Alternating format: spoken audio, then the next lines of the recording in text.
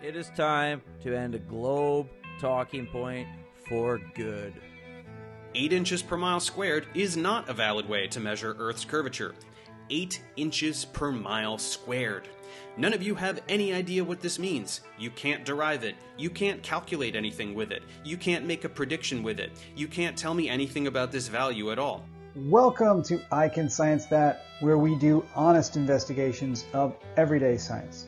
Anyone who is a glober, if you're out there trying to dunk on flatties, then this video is for you. I'm going to derive the actual formula for the drop rate, the formula that NASA would actually use. So there you have it. I have now derived 4 different versions of the drop equation compare to the 8 inches per mile squared estimate.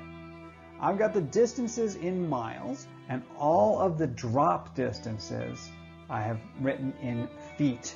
If you're 1 mile away, the 8 inches per mile squared will give you 8 inches.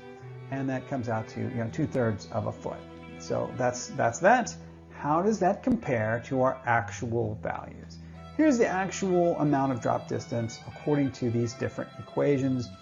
And we can see that's super close. I mean, that's within tiny fractions of a distance. And so at 1 mile, it's fine. How far? Let's go 5 miles. We'll go about 5 miles. And we'll see these are the real world numbers. And here's the approximation. That's still pretty darn good. It's, 100th of a foot is how far off that is.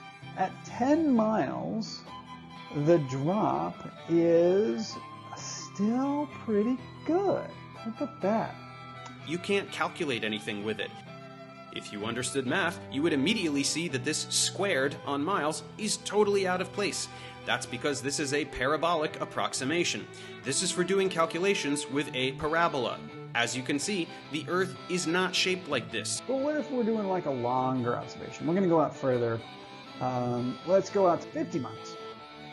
So out at 50 miles, the actual value is there, and depending on which method you use, it's off by about a foot, or not even a foot, half a foot.